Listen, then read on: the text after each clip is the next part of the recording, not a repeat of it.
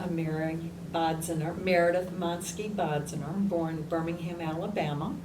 And my family was from either Russia, Hungary, Berlin, and I met Richard in August of 1971, August of freshman year at Tulane University, New Orleans. And after that, we came here. So Richard, tell me a Okay. little about your background. So I'm Richard Bodziner from Savannah. My father was born in Savannah, my mother in Charleston, so I'm considered a native of Savannah. My mother's family, her father may have actually been born in Charleston, but her parents came from a place called Kalasheen, which is outside of Warsaw. My father's family, at least his dad, came from Poland, Russia, came across Ellis Island. I think he was one of those that ran from the Cossacks and ended up coming in the early 1900s. My grandmother on my father's side has a little bit more of an interesting history. She was actually born in America in Hattiesburg, Mississippi. and she tells me her dad was a riverboat gambler. So I'm not sure how they met, my grandfather and grandmother, but it was a greenhorn Russian Polish Jew and a very reformed southern country woman from Hattiesburg, and somehow they ended up in Savannah.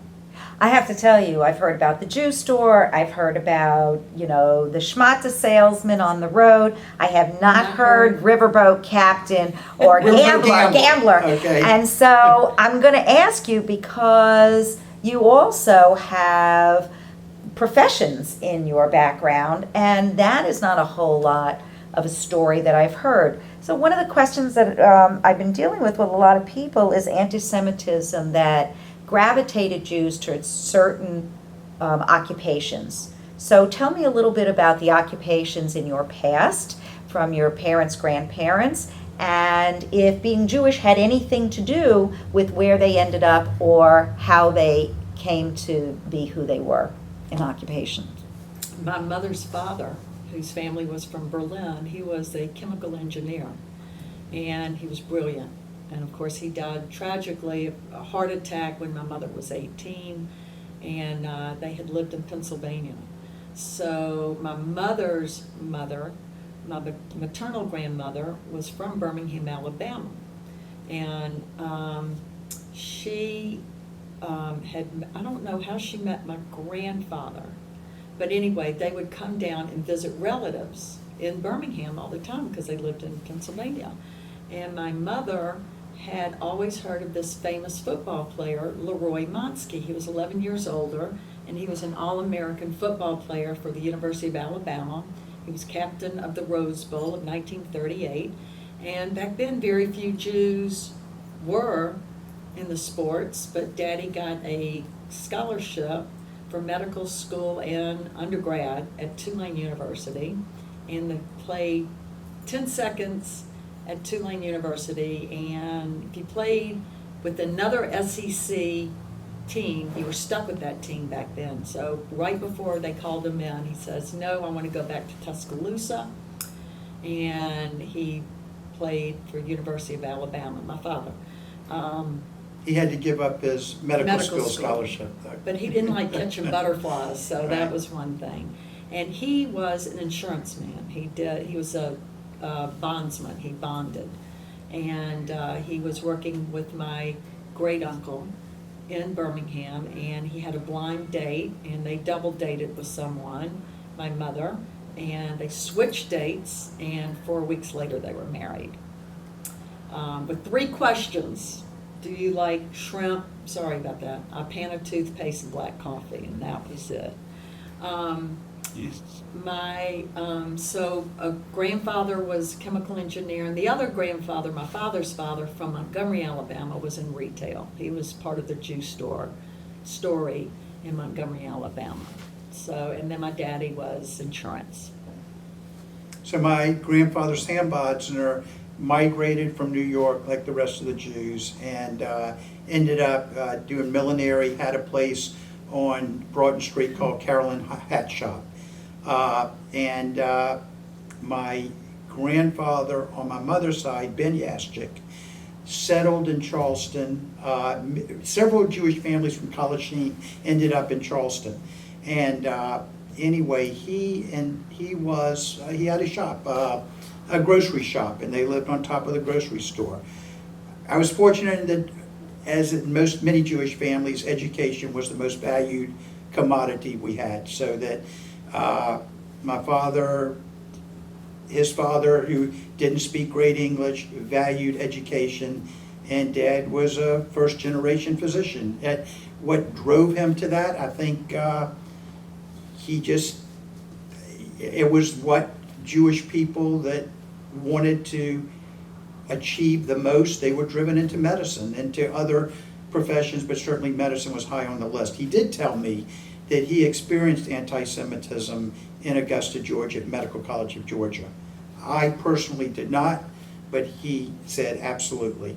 He had definite quotas. I don't know if we actually had quotas. It was certainly known to have quotas at that point in time. And then my mother's side was similar in that her father tremendously valued education. I remember my mother always talking about him. He tragically died bleeding from Coumadin that was somewhat experimental at that time at 45 years old. My mom ended up actually going back to college after having to quit college when her father died, and she was in the first graduating class of Armstrong in Savannah when it became a 4-year college. I'm amazed by your stories. I have heard about quotas. I have heard from other people, that they couldn't get into. I've heard that they weren't allowed to play sports, especially not university sports, Yeah. because unless you were really, really the best of the best of the best, He was. you would not even have gotten a trial. So of your parents' generation, do you get a sense that they were discouraged from doing certain things and it drove them on, or they just, just kind of worked around it to get where they needed to be? And is that kind of perseverance something that you remember growing up as something you emulated, or you just didn't even notice it? I never noticed anti-Semitism. Being raised in Birmingham, of course, the civil rights movement, and being Jewish, and I remember the temple, Bethel, it's a conservative shul, was, and in my temple, we would have threats all the time. And that I felt like was more part of the civil rights movement, as opposed, they were anti-Semitic, obviously, but it was in the 60s when all that was going on. And I remember my mother taking me to the zoo. And back then in Birmingham, you had colored water fountains and white water fountains, or colored bathrooms, white bathrooms. And my mother, being from Pennsylvania, would always say, let's go in the colored. We were really,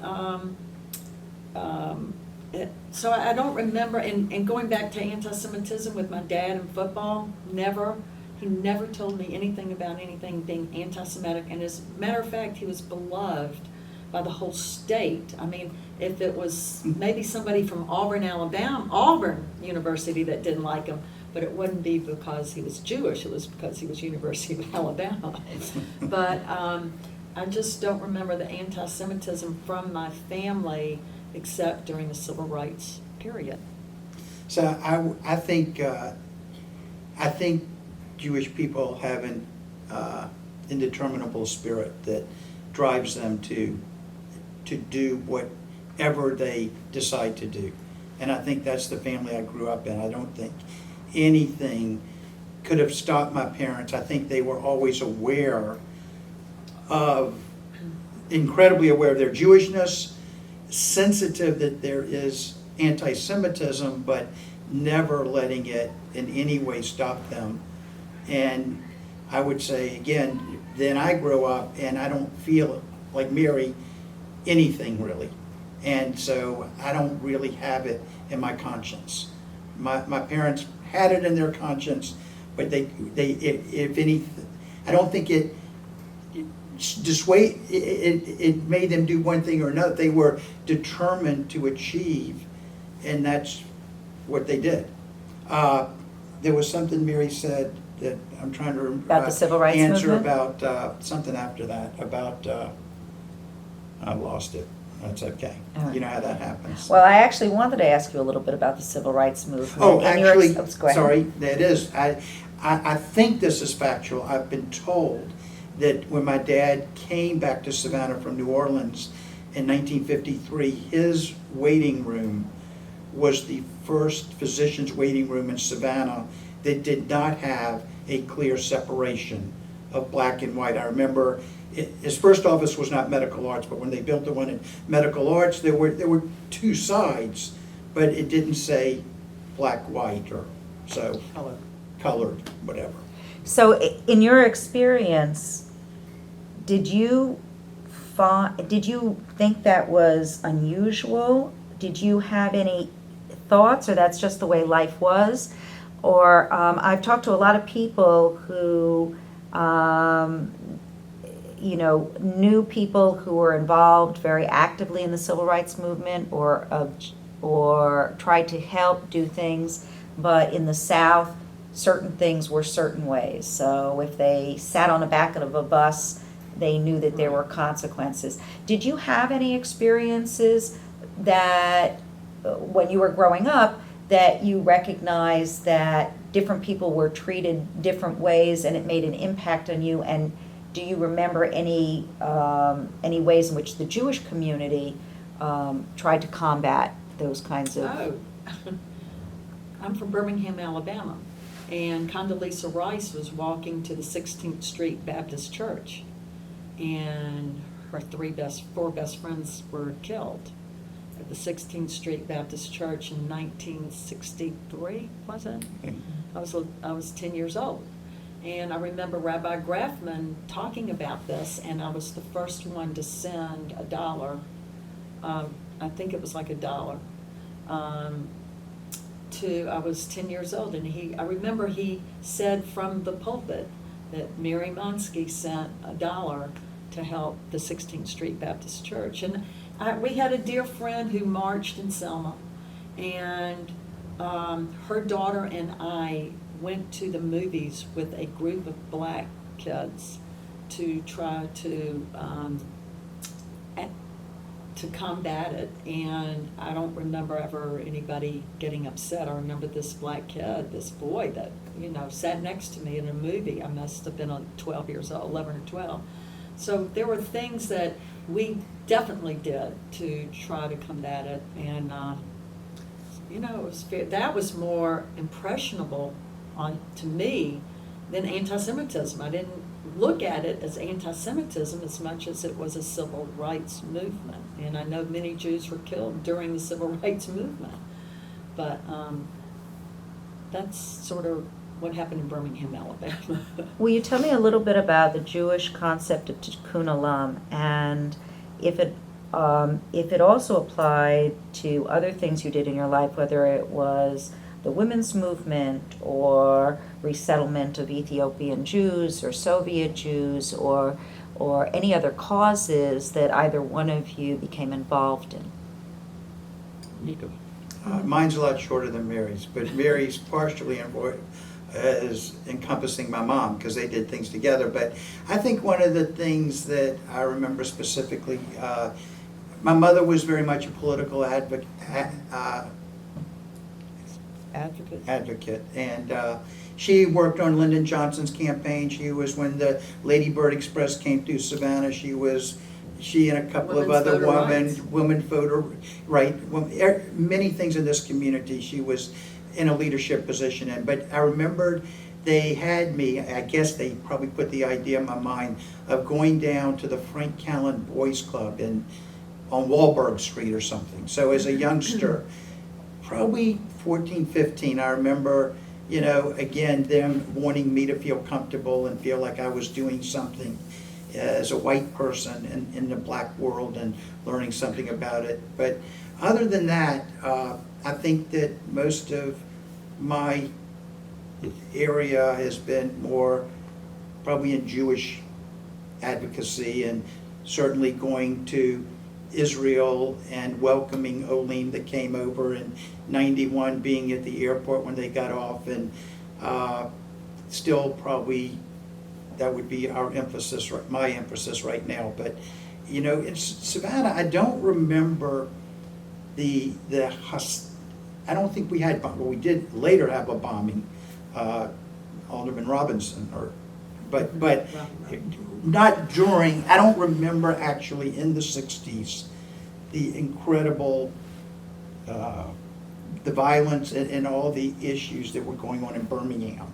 Savannah, I think, was a quieter community in that way. It was more civil disobedience than Yeah. it was active disobedience. Let me turn the tide and talk about the JEA. Growing up Jewish in Savannah, you and your buds and hanging out and sports teams and religious education. And then I'm going to come back to you and talk about when you moved to Savannah, what was open to you as a Jewish woman to become part of. So let's start with So you. very basically, I had two best friends, Ricky Eichholz and Chuck Pilevsky. We started on Brandywine, right across the street. They were in Sylvan Terrace. We spent every Friday or Saturday night together. We would walk down the street, smoke a couple of cigarettes, come back at the JEA, hang out. Okay, and then I guess after I was a little older, we moved sort of further out into the Fairway Oaks area, and I grew a little bit away from the JEA until probably the 16-year-old, when it was then more of a social hangout for people that could then drive, because I wasn't in driving distance at that point. But certainly a lot of BBYO, AZA, Dixie Council functions, certainly much of our social life was at the JEA. Sports, me, Ricky, Chuck played, actually not so much, we played basketball at the JEA, but we also played something called Panthers, which was something, again, Tom Moore, who was very involved with Bethesda, he started the City League. And but we all played for the JEA basketball. I was a terrible baseball player, so I didn't play that. And nobody played football in their right mind, unless they were great, like my father-in-law. Go ahead. That's cute. You came back on that one. That was good, honey. We moved here in 1984, but of course, we were married in '75, and so we came to Savannah a lot. And I saw how active my mother-in-law was with the Savannah Jewish Council at the time. And I really loved what she did, and I loved what was going on in the Savannah Jewish community. And I was asked to join Junior League, which I did not. I was asked 3 times. And I said, only Jews can help Jews, and anybody can help the Junior League. So I never joined the Junior League, and I never regretted it. But became very active in the Jewish community immediately, and it was 1988, and I was going in as president of Hadassah for the first time. And my husband said, you've never been to Israel, been to Europe a lot, but if you're going to be president of a Jewish organization, you need to go to Israel. So we went 1988. We were head of young leadership at the time, and that was my first trip to Israel in 1988. Then we did a family mission in '91. Our children lived there at certain times, and I can't count how many times we've been. We go every year in February, Richard studies, and I'll do social service things, with people.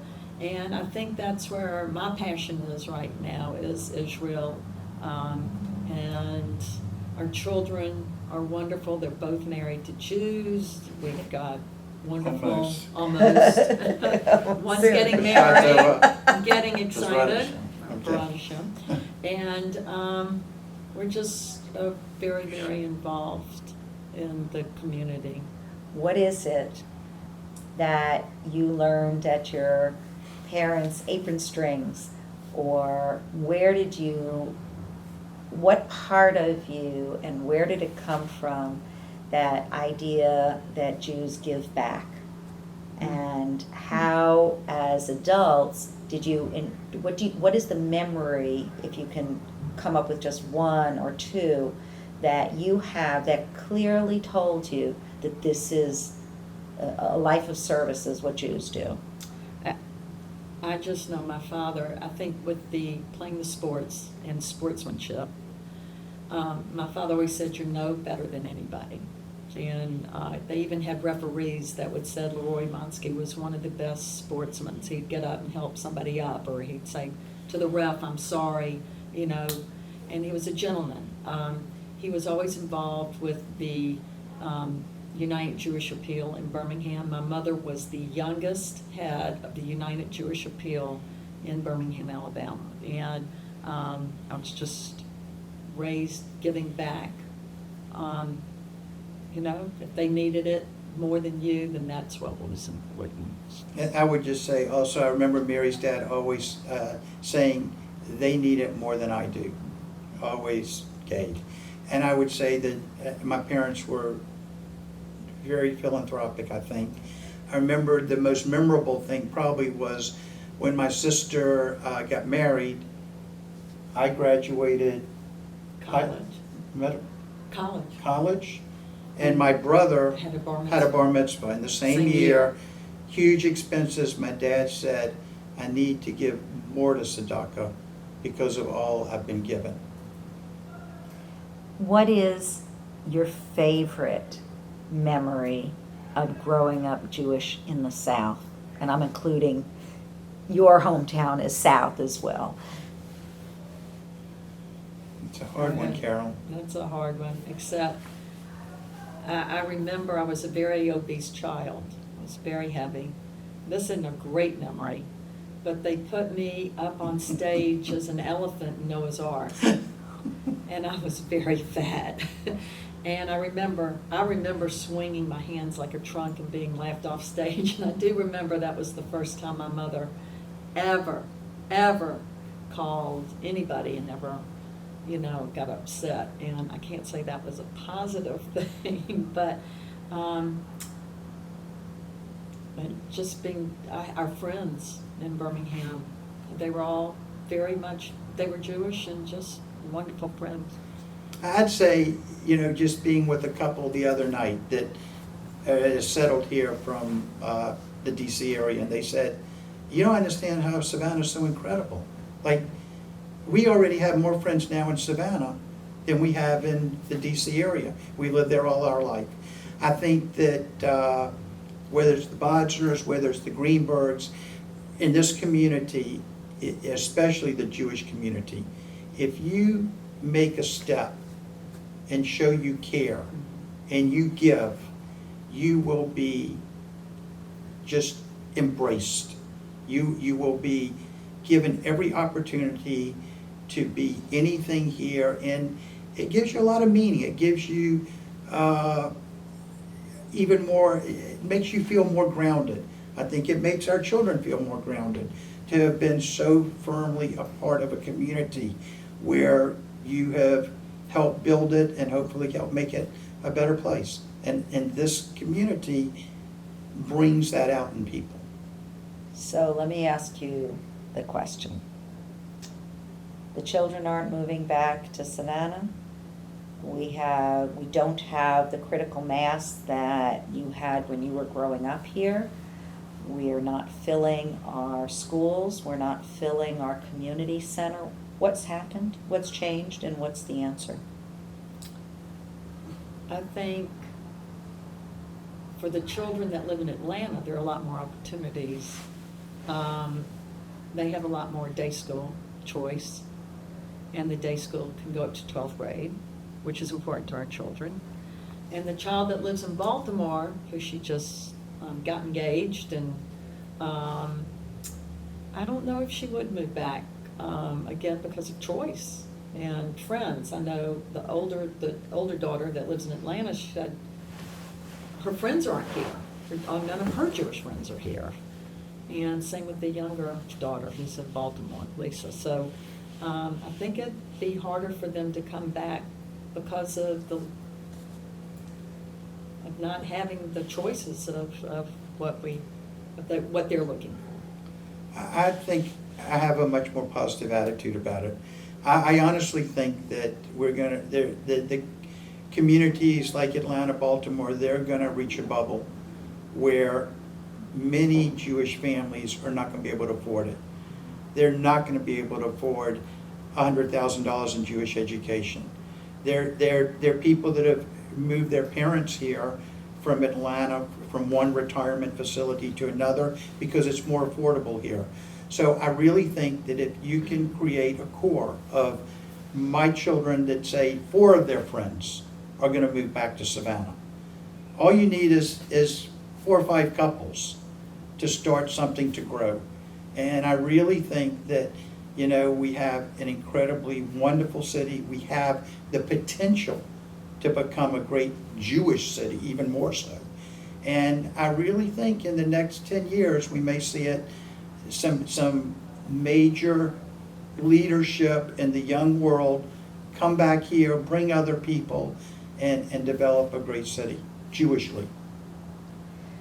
You both are very impressive people. You've been on every board, you win all these awards. I know that's not what, in general, you like to talk about, but is there anything that, and this is for each of you, that you have done that your children saw that you did, that you think not only reflects your values and what you hope you pass on, but made them so proud of you that you knew at that moment that they were going to try and follow in your footsteps? I'll defer to my wife. I think they're very proud of their dad, and I'd rather talk about him. You can talk about each other. That's just his. We do it together. I think our children have seen us, like, we just basically have had very much the same values. And I think we've been pretty consistent. And I think that's what children need to see. And thank God we do think that they're following very much in our path in the leadership, Jewish leadership world, and in a humanitarian world, and wanting to make things better. I know that you study intensively. I know that you both stay active. Give me a parting shot, each of you, something that you want to say to the generations to come about who you are as people, who you are as Savannahans, who you are as Jews.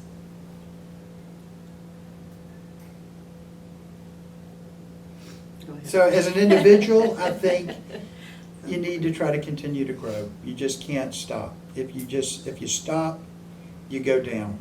And whether you grow in learning, whether you grow in taking on projects, whether you grow in trying to mentor other people, you just got to keep moving up and trying to learn more and do more, and not say, look, I've done it, I'm done, leave me alone.